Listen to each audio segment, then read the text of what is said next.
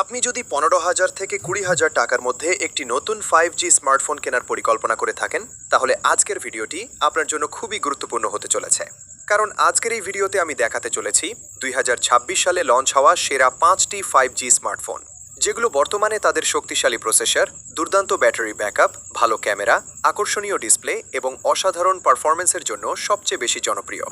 এই তালিকায় এমন কিছু ফোন রয়েছে যেগুলো গেমিংয়ের জন্য দুর্দান্ত, কিছু ফোন ক্যামেরার জন্য সেরা, আবার কিছু ফোন ব্যাটারি ব্যাকআপের ক্ষেত্রে অন্য সব ফোনকে টক্কর দিতে সক্ষম। তাই ভিডিওটি একদম শেষ পর্যন্ত দেখুন, কারণ 1 নম্বর ফোনটি দেখার পর আপনার ফোন কেনার সিদ্ধান্ত সম্পূর্ণ বদলে যেতে পারে। চলুন তাহলে আর সময় নষ্ট না করে শুরু করা যাক 2026 সালের সেরা 5টি 5G স্মার্টফোনের তালিকা। আমাদের লিস্টে 5 নম্বরে আছে স্যামসাং গ্যালাক্সি A14 5G। এই মোবাইলটিতে রয়েছে বিশাল ডিসপ্লের ধরন PLS LCD 90 হার্টজ, ডিসপ্লের আকার 6.7 ইঞ্চি, রেজলিউশন 188x2048 পিক্সেল। এরপর রয়েছে main camera, triple camera setup, 50 megapixel wide camera, 2 megapixel macro camera, auxiliary lens. Features: LED flash, panorama, HDR। এরপর রয়েছে selfie camera, 13 megapixel wide selfie camera, video recording 188 pixel, 30 frame প্রতি second. এরপর রয়েছে battery, 5000 milliampere battery, 15 watt তারযুক্ত charging. ভালো দিক: বড় 6.6 ইঞ্চির full HD plus display, 2 90 hertz refresh rate, 3 50 মেগাপিক্সেলের প্রধান ক্যামেরা, 4 5000 মিলিঅ্যাম্পিয়ার শক্তিশালী ব্যাটারি, 5 5G নেটওয়ার্ক সাপোর্ট। খারাপ দিক: 1 অ্যামোলেড ডিসপ্লে নেই, 2 মাত্র 15 ওয়াট চার্জিং। ভারতে এই ফোনটির দাম প্রায় 9,000 টাকা থেকে 14,500 টাকার মধ্যে।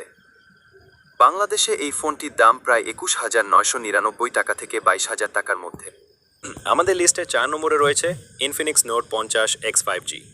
এই মোবাইলটা চলো ঝটপট দেখে নেই। প্রথমে দেখি এই মোবাইলের display type IPS LCD, 120 hertz refresh rate এবং প্রায় 560 নিটস ব্রাইটনেস। ডিসপ্লের সাইজ 6.67 ইঞ্চি, রেজলিউশন 720x1600 পিক্সেল। এবার আসি ক্যামেরা সেকশনে। এই ফোনটিতে রয়েছে 50 মেগাপিক্সেলের প্রধান ক্যামেরা, যার অ্যাপারচার f1.6। সঙ্গে রয়েছে ফেস ডিটেকশন অটো ফোকাস প্রযুক্তি। ক্যামেরা ফিচারের মধ্যে রয়েছে ডুয়াল LED ফ্ল্যাশ, HDR এবং প্যানোরামা। ভিডিও রেকর্ডিং করা যাবে 4K 30 ফ্রেম প্রতি সেকেন্ডে। সেলফি ক্যামেরা হিসেবে রয়েছে 8 মেগাপিক্সেলের একটি ওয়াইড ক্যামেরা। এবার আসি ব্যাটারি সেকশনে। এই ফোনটিতে রয়েছে 5500 মিলিঅ্যাম্পিয়ার ব্যাটারি। চার্জিংয়ের জন্য রয়েছে 45 ওয়াট ফাস্ট চার্জিং সাপোর্ট।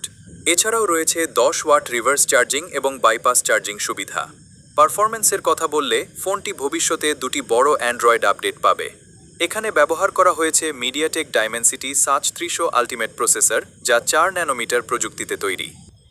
এবার জেনে নেওয়া যাক ফোনটির ভালো দিকগুলো। শক্তিশালী Dimensity 730 ultimate processor, 120 hertz smooth display, 5500 milliampere বড় battery, 45 watt fast charging, 4K video recording সুবিধা। এবার জেনে নেওয়া যাক খারাপ দিকগুলো।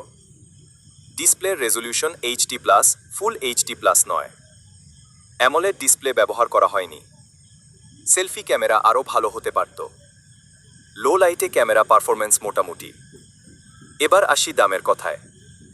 ভারতে এই ফোনটির দাম প্রায় 13,999 টাকা থেকে 15,999 টাকার মধ্যে। বাংলাদেশে আনঅফিসিয়াল বাজারে দাম প্রায় 18,000 টাকা থেকে 21,000 টাকার মধ্যে। সব মিলিয়ে আপনার বাজেট যদি 15 থেকে 20,000 টাকার মধ্যে হয় এবং আপনি ভালো পারফরম্যান্স, বড় ব্যাটারি ও 5G কানেক্টিভিটি চান, তাহলে ইনফিনিক্স নোট 50 X অবশ্যই একটি ভালো অপশন হতে পারে। এরপর আমাদের লিস্টে 3 নম্বরে আছে Realme P4 Lite। 6.74 inch HD+ IPS LCD display, 90 hertz refresh rate আর প্রায় 563 নিটস ব্রাইটনেস। সাথে আই কমফোর্ট ডিসপ্লে তো আছেই। প্রসেসর হলো ইউনিসক T7250, 12 ন্যানোমিটার প্রযুক্তিতে তৈরি। দৈনন্দিন ব্যবহার, সোশ্যাল মিডিয়া আর হালকা গেমিংয়ের জন্য একদম পারফেক্ট। র্যাম আর স্টোরেজের কথা বলতে গেলে 4GB র্যাম আর 64GB স্টোরেজ, অথবা 4GB র্যাম আর 128GB স্টোরেজ। ভার্চুয়াল র্যামের মাধ্যমে সর্বোচ্চ 12GB পর্যন্ত র্যাম এক্সপেনশন আর মাইক্রো SD কার্ডের মাধ্যমে স্টোরেজ বাড়ানোর সুবিধাও আছে। ক্যামেরা: রিয়ারে 13 মেগাপিক্সেল প্রধান camera, AI camera support, night mode আর পোর্ট্রেট মোড। আর সেলফির জন্য 5 megapixel front camera, video call আর সাধারণ সেলফির জন্য দারুণ। আর হ্যাঁ, 6300 মিলি অ্যাম্পিয়ার বিশাল battery, 15 watt charging, 6 watt reverse charging, একবার চার্জে প্রায় 2 দিন পর্যন্ত ব্যবহার করা সম্ভব। সাইড ফিঙ্গারপ্রিন্ট সেন্সর আর ওয়াটার রেজিস্ট্যান্সও আছে। ভারতে 4 জিবি র্যাম ও 1864 জিবি স্টোরেজ ভ্যারিয়েন্টের দাম প্রায় 10,000 টাকা, আর 4 জিবি র্যাম ও 128 জিবি স্টোরেজ ভ্যারিয়েন্টের দাম প্রায় 12,000 টাকা। বাংলাদেশে আনঅফিসিয়াল বাজারে এটা প্রায় 14,000 থেকে 16,000 টাকার মধ্যে পেতে পারেন। খারাপ দিক: 5G সাপোর্ট নেই, অ্যামোলেড ডিসপ্লে নেই, ফুল HD+ রেজলিউশন নেই। ভারী গেমিংয়ের জন্য এটা একদম উপযুক্ত নয়। যারা দীর্ঘ ব্যাটারি ব্যাকআপ চান আর কম বাজেটে নির্ভরযোগ্য স্মার্টফোন খুঁজছেন, তাদের জন্য এটা পারফেক্ট। এরপর আমাদের লিস্টের দ্বিতীয় নম্বরে আছে মটোরোলা G86 পাওয়ার 5G। চলো ঝটপট দেখে নেই। প্রথমে আছে display, 6.7 inch 1.5 KP OLED display, 120 hertz refresh rate, 2712 pixel resolution. Processor MediaTek Dimensity 7400 processor, 4 nanometre প্রযুক্তিতে তৈরি, octa core processor, Mali G615 graphics processor, 5G support, gaming এবং মাল্টিটাস্কিংয়ের জন্য শক্তিশালী পারফরম্যান্স। র্যাম ও storage 8 GB RAM, 128 GB storage, 256 GB storage ভ্যারিয়েন্টও পাওয়া যায়। এরপর আছে রিয়ার ক্যামেরা, 50 মেগাপিক্সেল প্রধান camera, Sony LYT 600 sensor R optical image stabilisation support, 8 megapixel ultra wide camera, macro photography support এবং 4K ভিডিও রেকর্ডিং সুবিধা। Selfie camera নিয়েও বলতে হয়, 32 মেগাপিক্সেল ফ্রন্ট ক্যামেরা, সাথে ফুল HD ভিডিও রেকর্ডিং সুবিধা। Battery 6720 মিলি ampere বিশাল battery, 33 watt turbo charging থাকায় একবার চার্জে দীর্ঘ সময় ব্যবহার করা যায়। ভারী ব্যবহারেও দারুণ ব্যাটারি ব্যাকআপ পাওয়া যায়। সফটওয়্যার হিসেবে আছে অ্যান্ড্রয়েড 15, প্রায় স্টক অ্যান্ড্রয়েড অভিজ্ঞতা এবং নিয়মিত সফটওয়্যার আপডেট সুবিধা। অন্যান্য ফিচারগুলোর মধ্যে আছে IP রেটিংও বেশ ভালো, মোটো AI ফিচার আর 5G কানেক্টিভিটি তো থাকছেই, সাথে আছে NFC সাপোর্ট আর টাইপ C পোর্ট। ভারতে এর 8 জিবি র্যাম ও 128 জিবি স্টোরেজ ভ্যারিয়েন্টের দাম প্রায় 17,000 থেকে 18,000 টাকার মধ্যে। বাংলাদেশে আনঅফিসিয়াল বাজারে দামটা 23,000 থেকে 26,000 টাকা হতে পারে।